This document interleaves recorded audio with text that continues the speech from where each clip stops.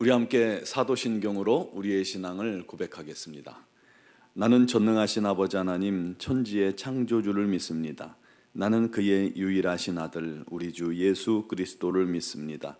그는 성령으로 잉태되어 동정녀 마리아에게서 나시고 본디오 빌라도에게 고난을 받아 십자가에 못 박혀 죽으시고 장사된 지 사흘 만에 죽은 자 가운데서 다시 살아나셨으며 하늘에 오르시어 전능하신 아버지 하나님 우편에 앉아 계시다가 거기로부터 살아있는 자와 죽은 자를 심판하러 오십니다.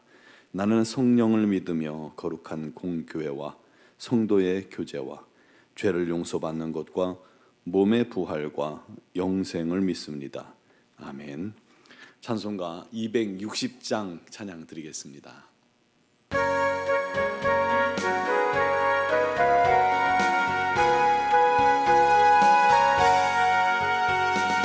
우리를 죄에서 구하시려 주 예수 십자가 지셨으니 기쁘게 부르세 할렐루야 나 구원 얻었네.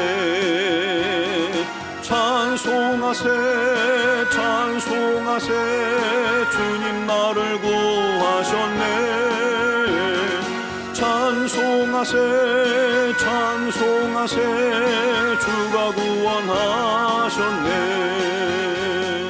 우리를 죄께서 구했으니 이전에 행하던 악한 일과 추하고 더러운 모든 죄를 온전히 버렸네. 찬송하세 찬송하세 주님 나를 구하셨네. 찬송하세 찬송하세 주가 구원하셨네. 나 지금 죄에서 사함받아 거룩한 백성이 되었으니 이 육신 장막을 벗을 때도 겁날 것 없겠네. 찬송하세 찬송하세 주님 나를 구하셨네. 찬송하세 찬송하세 주가 구원하셨네. 우리가 이 세상 떠날 때에 예수의 손목을 굳게 잡고 영원히 즐거운 천국에서 주 함께 살겠네. 찬송하세 찬송하세 주님 나를 구하셨네. 찬송하세 찬송하세 주가 구원하셨네. 아멘. 오늘 주신 하나님 말씀은 이사야서 57장 14절에서 21절입니다. 이사야 57장 14절에서 21절을 봉독하겠습니다. 그가 말하기를 도두고 도두어 길을 수축하여 내 백성의 길에서 거치는 것을 제하여 버리라 하리라. 지극히 존귀하며 영원히 거하시며 거룩하다 이름하는 이가 이와 같이 말씀하시되 내가 높고 거룩한 곳에 있으며 또한 통회하고 마음이 겸손한 자와 함께 있나니 이는 겸손한 자의 영을 소생시키며 통회하는 자의 마음을 소생시키려 함이라. 내가 영원히 다투지 아니하며 내가 끊임없이 노하지 아니할 것은 내가 지은 그의 영과 혼이 내 앞에서 피곤할까 함이라. 그의 탐심의 죄악으로 말미암아 내가 노하여 그를 쳤으며 또 얼굴을 가리고 노하였으나 그가 아직도 패역하여 자기 마음의 길로 걸어가도다. 내가 그의 길을 보았은즉 그를 고쳐줄 것이라. 그를 인도하며 그와 그를 슬퍼하는 자들에게 위로를 다시 얻게 하리라. 입술의 열매를 창조하는 자 여호와가 말하노라. 먼 데 있는 자에게든지 가까운 데 있는 자에게든지 평강이 있을지어다. 평강이 있을지어다. 내가 그를 고치리라 하셨느니라. 그러나 악인은 평온함을 얻지 못하고 그 물이 진흙과 더러운 것을 늘 솟구쳐내는 요동하는 바다와 같으니라. 내 하나님의 말씀에 악인에게는 평강이 없다 하셨느니라. 아멘. 중고등학생 시절에 좋은 추억도 많이 있지만 이상하게 더 기억에 남는 것은 선생님들의 매였던 것 같아요. 남자 학교라 그런지 선생님들이 지시봉 같은 그것을 지시봉 겸 매를 다들 가지고 다니셨어요. 그때는 왜 이렇게 때렸나 몰라요. 부모님들도 우리 애 좀 때려달라고 선생님들께 부탁을 하기도 했죠. 요즘 같으면 큰일 날 일인데 말이죠. 매의 종류도 다 기억납니다. 제일 아팠던 건 대나무 뿌리로 만든 거였어요. 단단하고 거기 이제 대나무처럼 마디가 있습니다. 마디가 있어서 맞으면 굉장히 아픕니다. 또 나무 막대기도 있었고 당구 큐대 그 끝부분 거기도 있었고 지시봉도 있었고 슬리퍼도 있었고 잣대도 있었습니다. 어떤 여자 선생님은 이 분필 던지기에 아주 고수셨어요. 정확하게 맞추고 또 욕을 거하게 해 대시는 분도 계셨습니다. 고등학교에 올라갔더니 이제 거기서는 매를 들지 않으시고 거의 손으로 때리시더군요.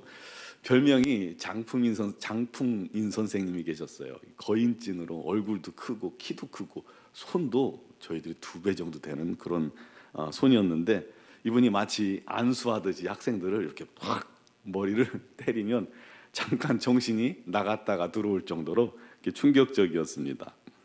물론 다 잘 되라고 학생들 잘 되라고 말썽 피우는 학생들한테 그렇게 때리는 거였겠죠.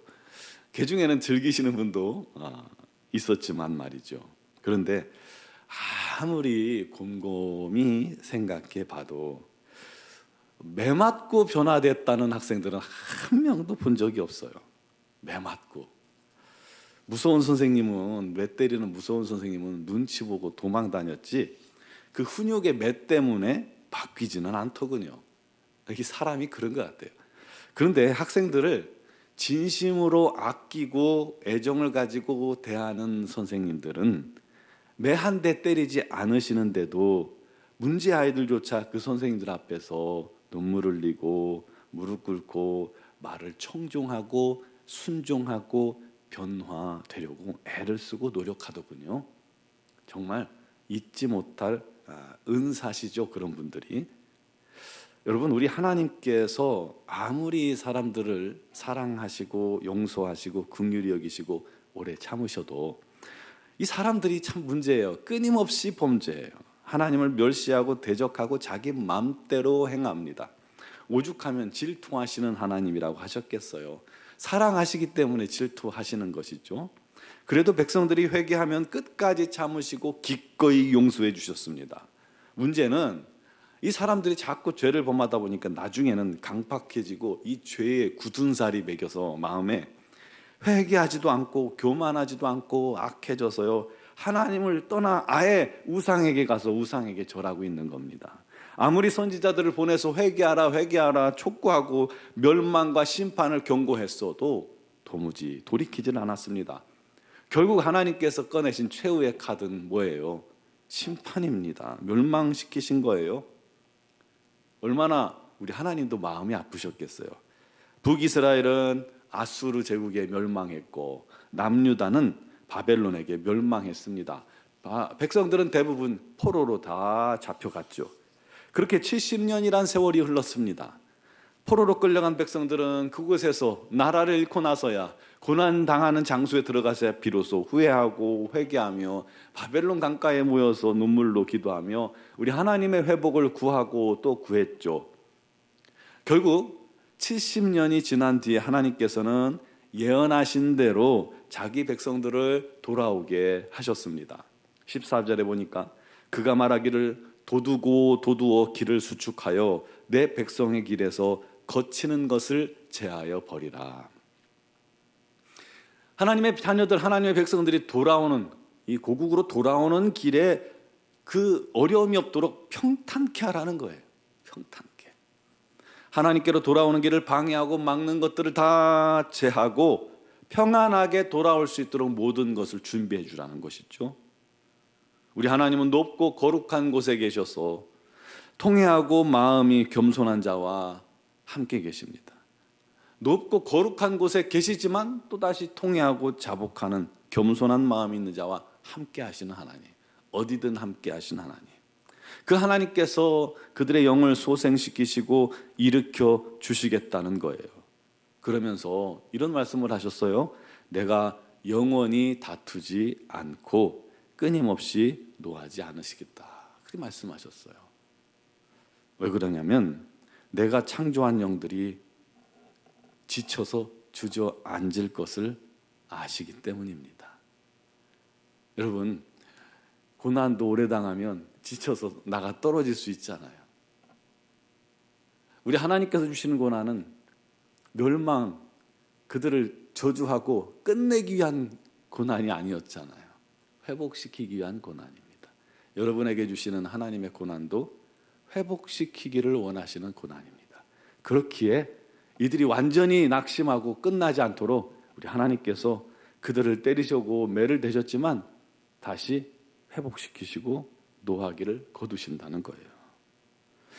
하나님은 이스라엘 백성들로 인해서 노하셨고 때로는 등을 돌리시기도 하셨고 그들을 치셨지만 이제는 돌이켜 그들을 고쳐주시겠다는 것입니다. 먼데 있는 자든 가까이 있는 자든 이방인이든 이스라엘 백성이든 이제 고쳐주신다는 거예요. 그 말은요, 매를 데리고 징계해봐야 그때뿐이고 바뀌질 않는 거예요, 사람들이. 그렇죠? 하나님께서 그렇게 멸망시키셔서 70년 포로로 데려가셨어도 그때뿐이에요. 우리도 마찬가지입니다. 우리가 고난을 당하면 그 고난으로 인해 유익이 있고 우리가 하나님께로 가까이 나오지만 또 그때뿐이에요. 시간이 지나면 또 그래요. 그래서 하나님께서 결단을 하신 겁니다. 하나님이 바뀌시기로. 우리가 바뀌지 않으니까 하나님께서 바뀌시기로 결단한 거예요. 아예 사람들을 그냥 사랑으로 품기로 말이죠. 그 하나님의 사랑의 결정체가 뭡니까? 바로 예수 그리스도이십니다. 예수께서 아예 우리를 죄를 위해 당신이 직접 죽으셨잖아요. 그리고 그 예수 안에 있는 우리를 건지시고 품으시고 고치시고 평강 주셔서 새롭게 하시겠다는 것입니다. 하지만 그때도 악인들은 요동하는 바다처럼 평강이 없다 하셨습니다. 사랑하는 성도 여러분, 오늘도 주님은 우리를 고치시기를 원하시는 분입니다. 매보다는 사랑으로 품어주기를 원하십니다. 그게 주요했잖아요.